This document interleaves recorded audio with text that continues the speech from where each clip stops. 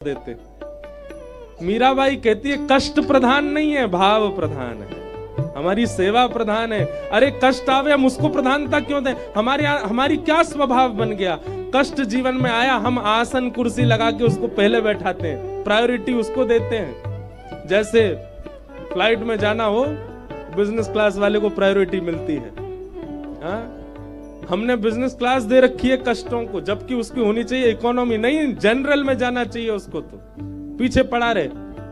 लेकिन हम उसको इतनी फर्स्ट प्रायोरिटी देते हैं। हमारे जीवन में चाहे कुछ चल रहा हो, लेकिन कष्ट आ जाए तो हम सबसे पहले उसको स्वीकार करते हैं। ओहो ये आ गया, अब सब काम बाद में, ये पहले। लेकिन भक्त का ये स्वभाव नहीं है।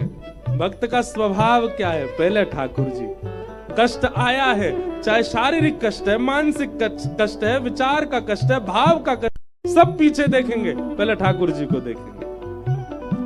मीराबाई कहती है मैं तो मंदिर में नाचूंगी, और नाचूंगी नहीं, घूमर करूंगी ठाकुर जी के आगे।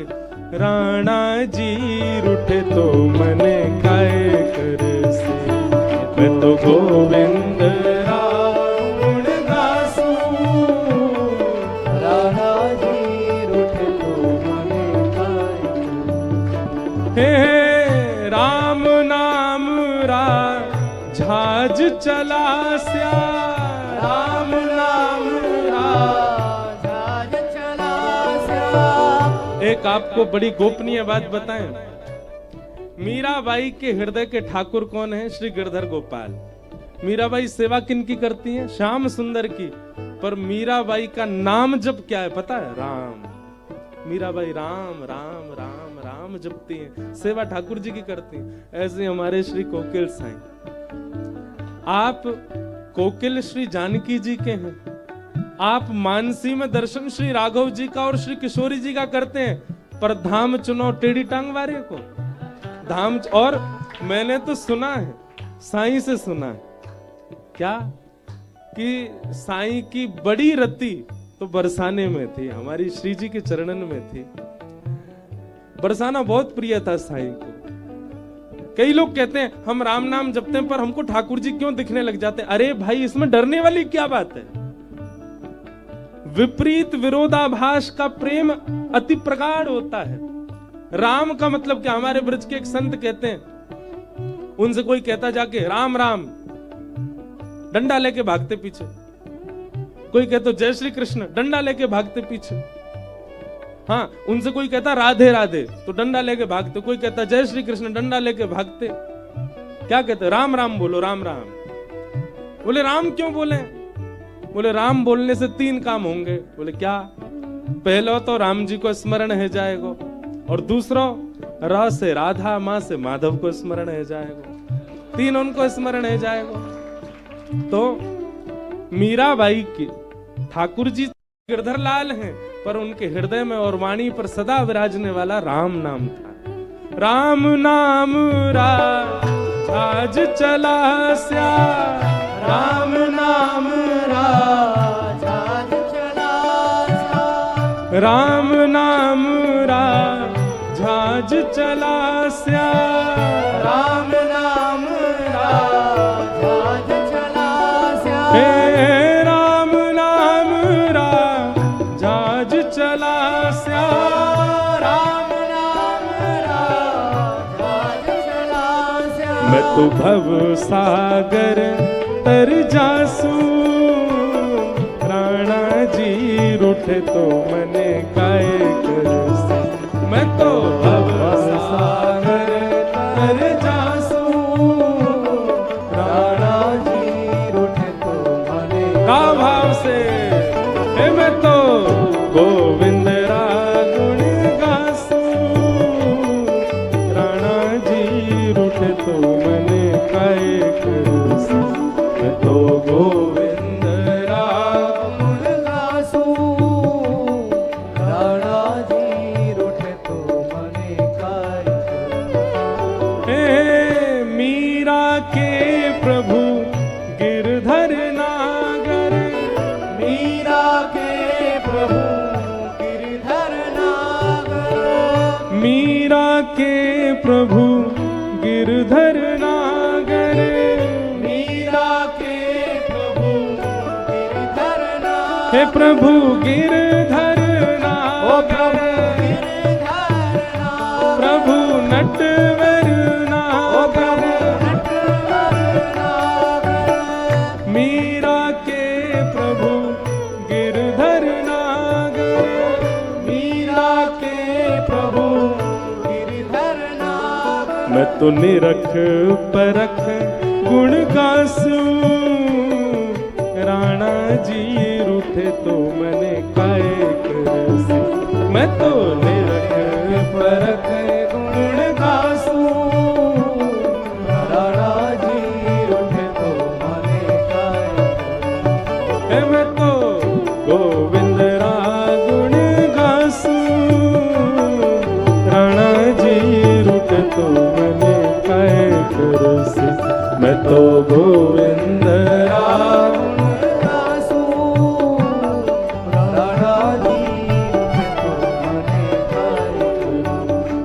उठे चाहे राजा वासे कछु न काजा, एक तू ही महाराजा और कौन पास जाएंगे।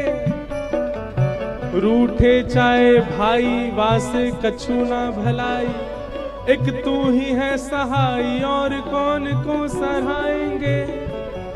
रूठे चाहे शत्रु और मित्र आठों याम, एक तेरे चरणन के नेह को निभाएंगे। जग सारा झूठा एक तू ही है अनूठा, रूठ जाए चाहे सारा जग पर तू ना रूठा जाए। गोविंद बोलो हरि गोपाल बोलो, गोविंद बोलो हरि गोपाल बोलो, गोविंद बोलो हरि गोपाल बोलो, गोविंद बोलो हरि गोपाल बोलो। प्यारे राधा रमण हरि गोविंद बोलो, प्यारे राधा रमण हरि गोविंद बोलो, प्यारे राधा वल्लभ हरि गोविंद बोलो, प्यारे राधा वल्लभ हरि गोविंद बोलो।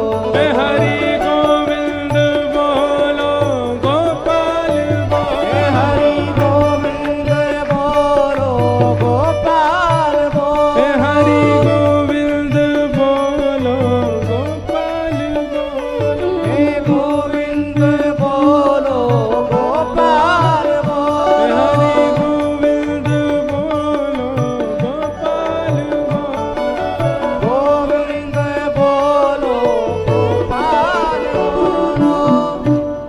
तापत्रय विनाशाय श्री कृष्णाय वयं नमः।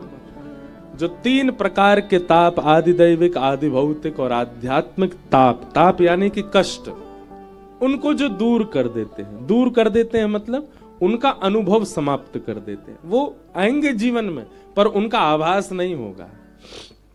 जैसे मीराबाई, आपको यदि कष्ट से ज्यादा प्रायोरिटी है तो आपको कष्ट लगेगा, पर आपके लिए ठाकुर जी प्रधान है, गुरु प्रधान है, वृंदावन प्रधान है, भाव प्रधान है, तो कष्ट होता रहे, जुकाम होता रहे, कथा सुनाएंगे हम।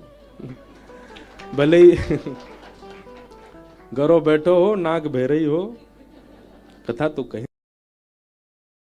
तापत्रय विनाशाय श्री कृष्णाय वयम। ऐसे श्री कृष्ण को हम सब प्रणाम करते हैं, वंदन करते हैं।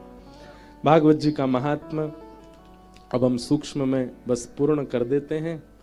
आज प्रथम दिवस, 7 तो यहीं बज गए और साईं की आरती भी 7 बजे ही होती है। अभी कर लें थोड़ी देर और, हाँ चलन दें, 12 बजा दें रात के।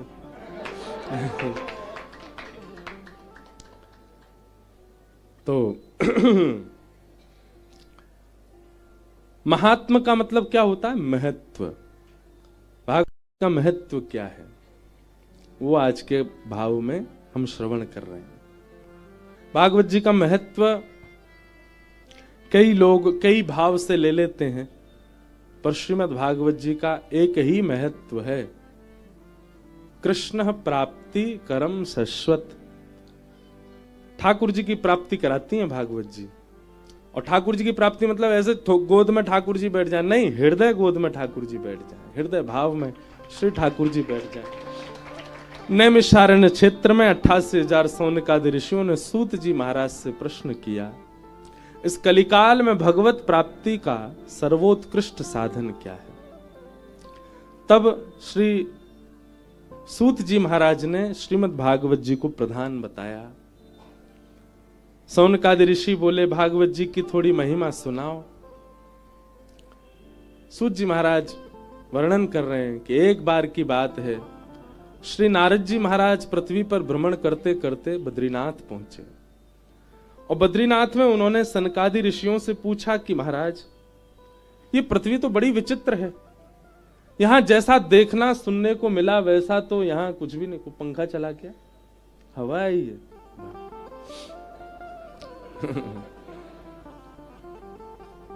श्री जी चला रही हैं तो पीछे वाले ने तो न को उजाड़ो ना लग रो, ऐसे बैठे पूरे पंखा चला के, एसी लगवा दें कल। कल से तो कथा भी दोपहर में है, 3 बजे ही होगी तो है सके यू चले, लेकिन अच्छा है आप लोग विराजो भाव से। तो अच्छा देखा, बद्रीनाथ का नाम लेते ही ब्यार चली। ऐसा हमने भक्त चरित्र में पढ़ा है। श्री रैदास जी महाराज जब अपने ठाकुर जी की सेवा करते थे तो रैदास जी का ऐसा भाव था कि अब ठाकुर जी को लेके कहां कहां जाऊं, तो उन्होंने अपनी कुटिया में ही कोने इनके नाम धर दिए। जे कोनो का है, बोले ये रामेश्वरम, जे कोनो जे अयोध्या, जे बद्रीनाथ, और जे रामेश्वर, ये रंगनाथ, ये जगन्नाथपुरी, जहां रसोई बनाते वहां को नाम रख दे जगन्नाथ, और खिड़की जहां से नदी के दर्शन होते वहां को नाम धर दियो वृंदावन। अपने ठाकुर जी को रोज सजाते और सजा के कहते, लाल जी बताओ कहां चलोगे, और चौकी उठा के वही कोने में धर देते, लो आज तो रामेश्वरम आ गए। दूसरे दिन चलो लाल जी खर्चा नहीं हो तो नहीं कहू, हम तो मानसी में चले जाते, आहा क्या समुद्र में तरंग उठ रही हैं, महादेव विराज रहे हैं, वेद मंत्र उच्चारण करके श्री सूक्त पुरुष सूक्त का गान सब संत जन कर रहे हैं, सब विप्रजन कर रहे हैं, आहा रुद्राष्ट अध्याय से ठाकुर जी का अभिषेक चल रहा है, भोलेनाथ का रामेश्वरम का दर्शन हो गया, जय हो ठाकुर जी, चलो वापस अपनी कुटिया चले, उठा के बीच में धर देते। लेकिन उनकी सेवा इतनी प्रधान हो गई थी, जेठ के महीना में भयंकर भीषण गर्मी में, ठाकुर जी बड़ी गर्मी है रही है, आज तो स्नान ध्यान करके बद्रीनाथ चलेंगे, और स्नान ध्यान करा करके श्री ठाकुर जी को श्रृंगार करते, गर्म कपड़ा ही पहनाते, और गर्म कपड़ा पहना के चौकी ने 2-4 बार बीच में घुमा के, और जैसे ही बद्रीनाथ में धरते, जेठ के महीना में उनके गांव में ठंडी हवा चलने लग जाती थी, और सब गांव के लोग सौल कंबल ओढ़ ओढ़ के घूमते, सब कहते जरूर रैदास अपने ठाकुर जी को बद्रीनाथ गो, तभी बद्रीनाथ आगे हो है। उनकी भावना, उनकी सेवा इतनी प्रधान थी कि उनकी भावना से उस स्थान का पर्यावरण परिवर्तित हो जाता था। हमने कही, अब देखो ये हमारी वाणी की योग्यता नहीं, ये तो या आंगन की योग्यता। जैसे ही कही नारद जी पहुंचे बद्रिकाश्रम, ऐसी ठंडी हवा चली, मैं वास्तव में एक तरफ से ठिठर गो पूरा, मैंने कौन ने चलाया पंखा। मानो श्री जी यो कह रही हूं, तू कथा केवल यो समझ के कर रहा हो कि मैं शब्द ब्रह्म को पा सकूं, वास्तव में ये सब तीर्थ भी यहीं विराजमान है। कथा सुन रहे हैं, सब तीर्थ आ रहे हैं, सब वैष्णव आ रहे हैं, सब योगी जन आ रहे हैं, सब आकर के बैठे यहाँ कथा में। ये भीड़ नहीं है, यहाँ ऐसी कितनी भीड़ बैठी है जो हमें दिख ही नहीं रही है, सब विराज रहे हैं। मीराबाई को स्मरण कियो, समझो मीराबाई भी बैठी है। रैदास जी को स्मरण करो, समझो रैदास जी भी बैठे हैं। स्वामी जी को स्मरण होगो, महाप्रभु जी को स्मरण, सब आएंगे कथा में। तो बद्रीनाथ जाकर के नारद जी ने कहा, बोले महाराज ये पृथ्वी बड़ी विचित्र है, यहां जैसा हमने सुना था वैसा तो कुछ भी नहीं है। अहम तुम पृथ्वीम यातो ज्ञात्वा सर्वोत्तमामिति पुष्करम च प्रयागम च काशी गोदावरी तथा हरिक्षेत्रे कुरुक्षेत्रे श्रीरंगम सेतु वंदनम एवमादिषु तीर्थेषु भ्रममाण इतस्ततः। सब जगह मैंने भ्रमण किया, अच्छा, यहां पर किसी ने मुझसे प्रश्न किया, केवल तीर्थों के नाम क्यों बोले, किसी शहर का नाम क्यों नहीं बोला? तीर्थों का नाम कह रहे हैं नारद जी। नारद जी कह रहे हैं जब तीर्थों की ये स्थिति बन गई है तो शहरों का खुद अनुमान लगा लो। जब तीर्थों में ये सब चल रहा है, क्या चल रहा है? बहुत कुछ बताया गया है यहां पर। लोग झूठ बोलते हैं, छल करते हैं, कपट करते हैं, ईर्ष्या करते हैं, केवल उदर भरणो जीवा, पेट भरने की विद्या कर रहे हैं। कोई विरक्त नहीं रह गया, कोई ज्ञानी नहीं रह गया, सब केवल आडंबर बनता चला गया है। ये सब बात यहां पर श्री नारद जी ने बताई। गृहस्थाश्रमी कैसे हो गए हैं, शाल को बुद्धिदायक, बड़े भैया की बात नहीं सुन रहे हैं। बड़े भैया कह रहे हैं ऐसा करो, अनसुना कर देंगे, लेकिन साले साहब कह दें ऐसा करो, जो आज्ञा। पत्नी के भैया जो कहेंगे वो सब स्वीकार है। माता जी कुछ कहें वो नहीं सुनना, पत्नी कुछ कहे वो सब सुनना है। इस तरीके का सब भाव यहां पर बताया गया।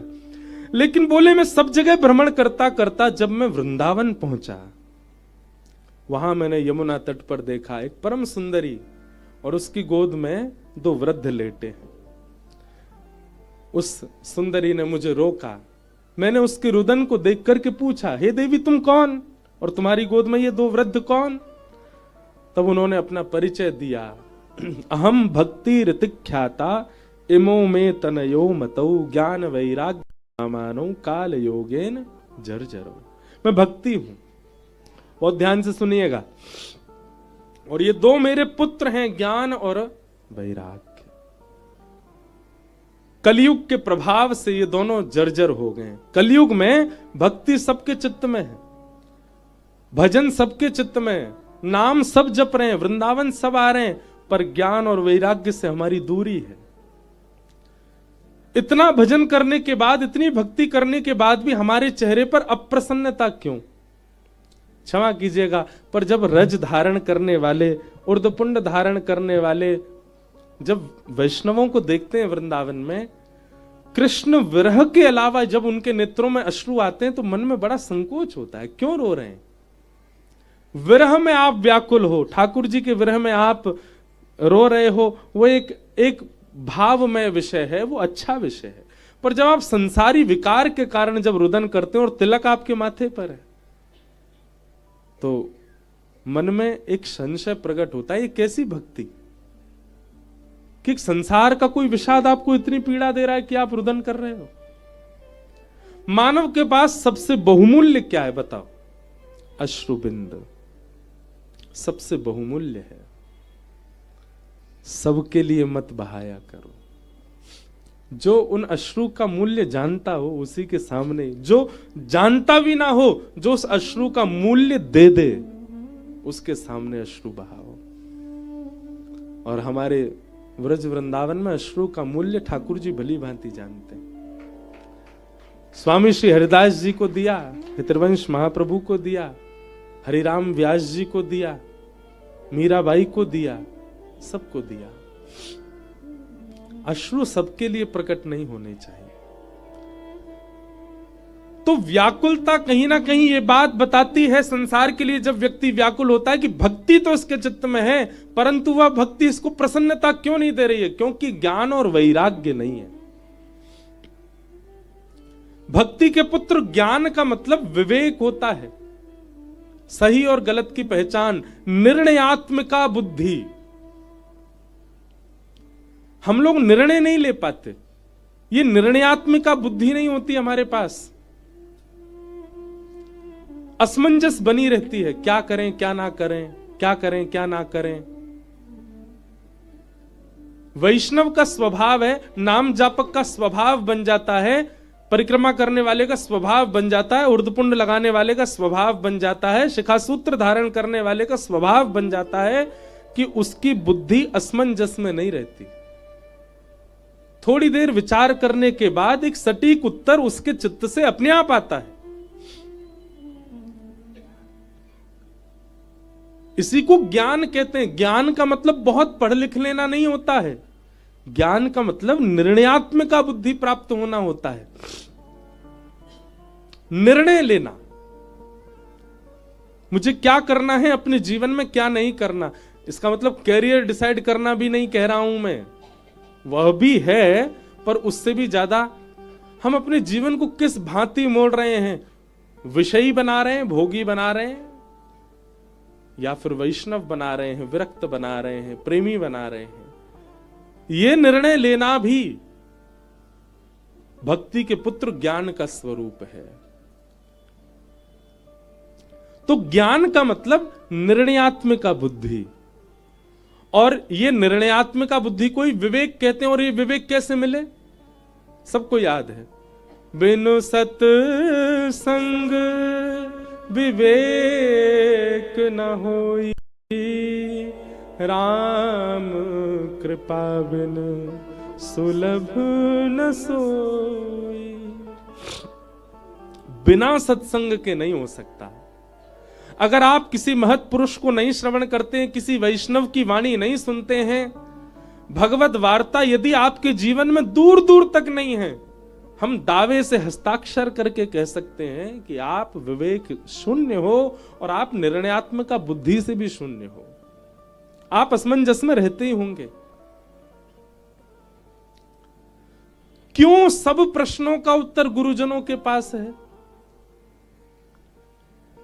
गुरुजी विरक्त हैं और प्रश्न पूछने वाला व्यक्ति गृहस्थ है, और गृहस्थ का प्रश्न पूछ रहा है, गुरुजी उसका भी उत्तर दे रहे हैं। कैसे? सब प्रश्नों का उत्तर, सब भांति के प्रश्नों का उत्तर गुरुजनों के पास क्यों है, हमारे पास क्यों नहीं है? क्योंकि निर्णयात्मिका और विवेक बुद्धि जागृत, यानी कि उनकी भक्ति के पुत्र ज्ञान उनके पास है। उन्होंने जीवन में बहुत सत्संग किया है, इसीलिए उनके पास उत्तर है। भैया, जैसे जल आवश्यक जीवित के लिए, जैसे वायु आवश्यक जीवित के लिए, जैसे भोजन आवश्यक जीवित के लिए, ऐसे ही सत्संग को भी जीवित रहने का एक अंश बनाओ। जैसे जल के बिना व्याकुलता होती, अन्न के बिना व्याकुलता होती, सत्संग के बिना भी छटपटाए आपका हृदय। मुझे सुनना है, श्रवण करना है। पहले कुछ दिन मन ना भी लगे तो भी सुनो, जबरदस्ती सुनो। हाँ, कल पूज्य श्री मलुकपीठ वाले महाराज जी मिले ओरछा में, तो महाराज जी बोले, कहां से दौड़े दौड़े आ रहे हो, कहां दौड़े दौड़े जा रहे हो? मैंने कहा महाराज जी हापुड़ से दौड़ा दौड़ा आ रहा हूं और वृंदावन दौड़ा दौड़ा जा रहा हूं। वृंदावन में कहां कथा है? मैंने हमारे छोटू साईं को बताया। आज जैसे ही मैंने नाम लिया महाराज जी का, महाराज जी प्रसन्न हो गए, इतने आनंद में भर गए, और जैसे एक क्षण के लिए नेत्र बंद करके, आहा, अद्भुत महापुरुष हमारे ब्रजमंडल के।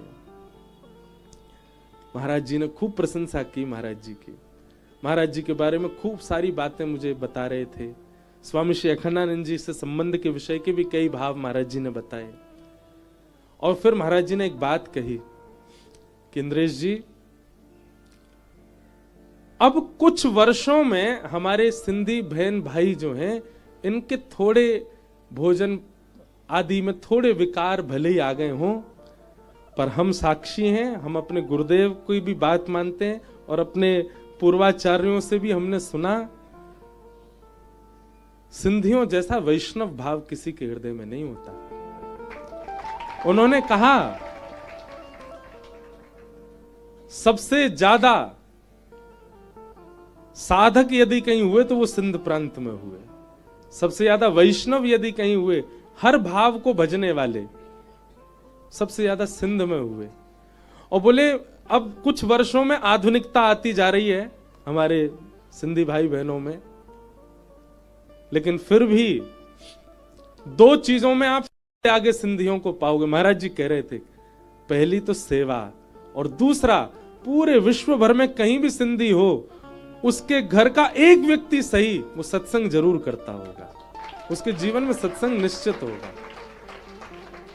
और ये मैंने अनुभव कर लिया, आप सबके बीच में रह करके भी किया, उल्लासनगर जाकर के भी किया, विदेशों में जाकर के भी किया। विदेश में भी जहां भी जाते हैं कथा करने, अगर कोई सिंधी समाज का व्यक्ति आता है तो निश्चित है वो सत्संगी है। हर घर का व्यक्ति, एक व्यक्ति सही सत्संगी होगा। और कहीं कहीं ना भी होते हैं पूरे पूरे, तो आप लोग ज्यादा जानो, पर हमने तो सब जगह भाव में ही देखा। बोले सिंधी समाज के लोगों में एक क्वालिटी है कि वो सत्संग नहीं छोड़ते, करते जरूर है।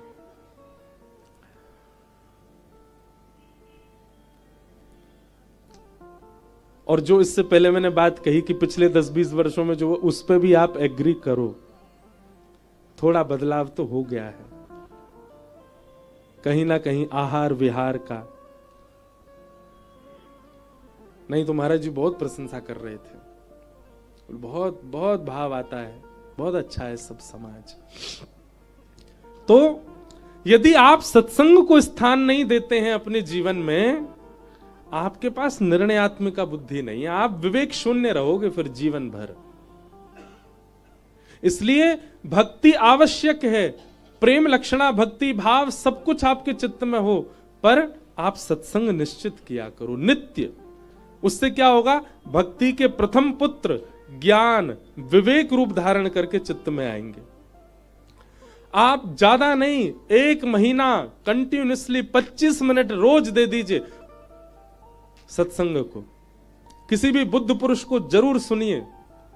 आप 1 महीना के बाद जब 31वां दिन आएगा ना, 30 दिन के बाद 31वें दिन अपने आप अपनी बुद्धि, अपने विचार, अपने भावों को परख लीजिएगा, उसमें परिवर्तन आ चुका होगा।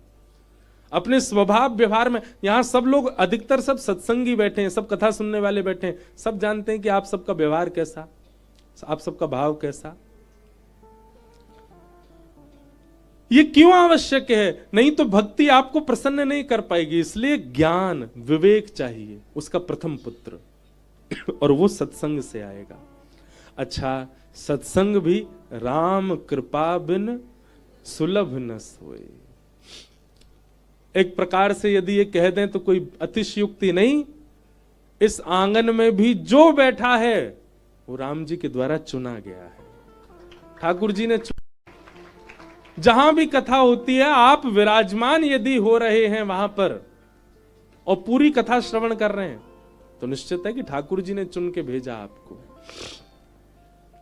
राम कृपा बिन सुलभ न सोई, बिन सत्संग विवेक न हुए।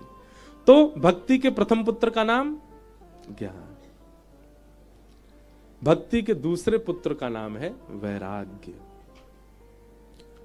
वैराग्य का मतलब सब छोड़ देना नहीं, सबसे आसक्ति का त्याग। व्यास मंच पर बैठे हैं हम, अखंडानंद आश्रम से पूज्य महाराज जी भी विराज रहे हैं, हमारे साईं भी बैठे हैं उल्लासनगर से, हमारे पूज्य पंडित जी महाराज भी बैठे हैं, आचार्य जी बैठे हैं। हमारे पास भी महंगे फोन है, हमें भी महंगी गाड़ियों में बैठने का अवसर मिलता है, हमें भी वह सब करने का अवसर मिलता है। हम भी दुबई जाते हैं, हम भी अमेरिका जा रहे हैं, ऑस्ट्रेलिया जा रहे हैं, कनाडा जा रहे हैं। सब वो स्थिति जीवन में आ रही है जो एक सामान्य संसार के भोग विलासी व्यक्ति के जीवन में भी आती है, पर वो भोगी क्यों कहला रहा है? क्योंकि वो उससे आसक्त हो जाता है, उसी में ही रम जाता है, उसी के ही गुणगान गाने लगता है, उसी में ही उसकी प्रवृत्ति हो जाती है। पर वैष्णव व्यक्ति क्या करता है? उसको केवल साधन मानता है, और साधन मान करके, साध्य की प्राप्ति का साधन मान करके उसका त्याग कर देता है। केवल वो एक साधन है, महंगा फोन भले ही हो, पर वो एक साधन है। क्यों? उसके माध्यम से किसी से संपर्क साधा जा रहा है। लेकिन संसारी व्यक्ति का महंगे फोन के प्रति कोई और कारण है। उसका कारण क्या है? दिखावा भी है, उसका कारण सबको बताना भी है, उसका कारण बहुत से भौतिकवाद हो सकते हैं। वस्तु का प्रयोग साध्य की प्राप्ति, और साध्य श्री कृष्ण है। हमारी बात को बहुत ध्यान से सुनिएगा। और दूसरी एक और दृष्टता क्षमा करना, अगर मेरे नेत्र बहुत देर तक ना खुलें तो होता है, अब कभी कभी कथा में ऐसा होता है नेत्र मेरे मैं चाह के भी नहीं खोल पाता। तो हम साधन को ही साध्य मान लेते हैं। जैसे भोजन क्या है? साधन है। किस बात का साधन है? जीवित रहने का साधन है। और जीवित क्यों रहना है? ताकि भजन बन सके, ताकि भगवत प्राप्ति हो सके। पर कई लोगों के लिए भोजन ही साध्य है, वो सुबह उठते ही इसलिए कि हम खा सकें।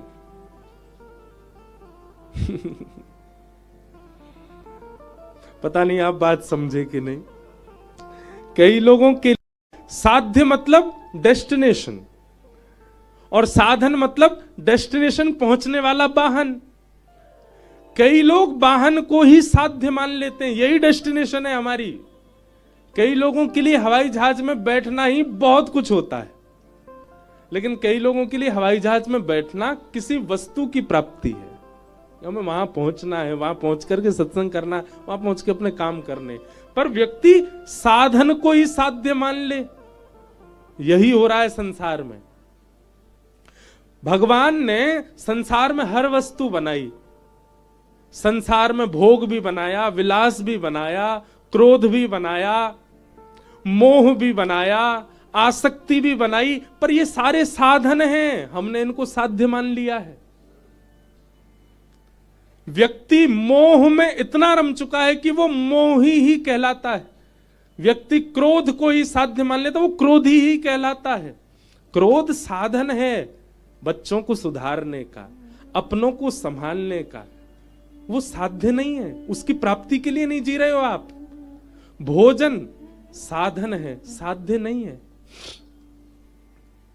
भोजन हम इसलिए करते हैं ताकि जीवित रह सकें, जीवित रह के ठाकुर जी का दर्शन कर सकें, वृंदावन वालों की भाव, जीवित रह के भजन कर सकें, कथा सुन सकें। लेकिन कई लोगों का साधन ही, साध्य ही भोजन है। वो पेट खाली ही इसलिए कर रहे हैं ताकि कुछ और भी खा सकूं। एक व्यक्ति खूब सारा भोजन करके निकले मेरे साथ।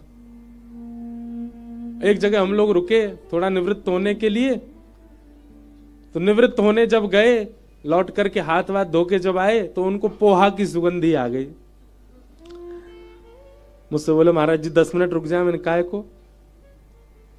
पोहा बनना है। मैंने की तो खा लो, वो तो रखा ही है। और मैंने दूसरे, तुम तो बहुत खा के आए हो। नहीं 10 मिनट इसीलिए तो कह रहा हूं थोड़ा टहल के नीचे कर लूं पहला वाला, ताकि पोहा भी खा सकूं। मैंने कहा वाह भैया, उनके लिए भोजन साध्य है, साधन नहीं है। संसार में जितने भौतिकवाद हैं उन सबका पालन कभी कभी ऋषि भी कर रहे हैं, कभी कभी संत भी कर रहे हैं, कभी कभी वैष्णव भी कर रहे हैं, कभी कभी वक्ता भी कर रहे हैं, पर वो उसको साध्य नहीं मानते। हमको यहां कथा करने आना था, बीच में ओरछा पहुंचना था, हापुड़ की कथा को भी न्याय देना था, उसके लिए हेलीकॉप्टर करना पड़ा। लेकिन वो हमारा साध्य नहीं है, वो साधन है। संसार की हर वस्तु साधन है, साध्य केवल श्याम सुंदर है। आप हर उस वस्तु को जीवन में साधन बनाओ जिससे प्राप्त वही हो। हम साधन को ही साध्य मान लेते हैं तो वही साध्य, वही साधन आसक्ति बन जाता है। कहां तक कह दें, पत्नी भी साधन है, बच्चे भी साधन है, परिवार भी साधन है, समाज भी साधन है, मित्रता भी साधन, और सबका साधन, सब साधन स्वरूप साध्य केवल श्री कृष्ण। लोग कहते हैं गुरु कौन अच्छा? वो गुरु अच्छा जो कृष्ण से मिलावे, गुरु वही जो हरि सो मिलावे, गुरु वही जो वृंदावन में बसावे, गुरु वही जो संत दर्श करावे। केवल गुरु के लिए यही बातें क्यों है? हम तो अपने मंच से कहते हैं पत्नी भी वही जो हरि सो मिलावे, बच्चे भी वही जो हरि सो मिलावे, मित्र भी वही जो हरि सो मिलावे, व्यापार भी वही जो हरि सो मिलावे। वो व्यापार भी अच्छा नहीं जिससे हरि दूर हो रहे हो, जिससे ठाकुर जी दूर हो रहे हो। तो वैराग्य किसको कहते हैं? साधन को साधन रहने दो, उसको साध्य मत मानो। आपके पास 56 भोग रखे हैं, पर 56 भोग देख करके भी आपकी जीव में पानी ना आवे, इसको कहते हैं वैराग्य। असंख्य सुंदरी नारियां हैं, फिर भी आप अपने मन पर वश करके बैठे हो, ये है साध्य, ये है वैराग्य। मतलब भोग की अति वस्तु मिल जाने पर भी आपकी इंद्रिय विचलन ना होना, उसको वैराग्य कहते हैं, ना कि सब त्याग के एकांत में रहना। सब छोड़ देना वैराग्य नहीं है, सबके बीच रह करके भी मन विचलित ना होने देना, ये वैराग्य। और ये दोनों भक्ति के पुत्र हैं।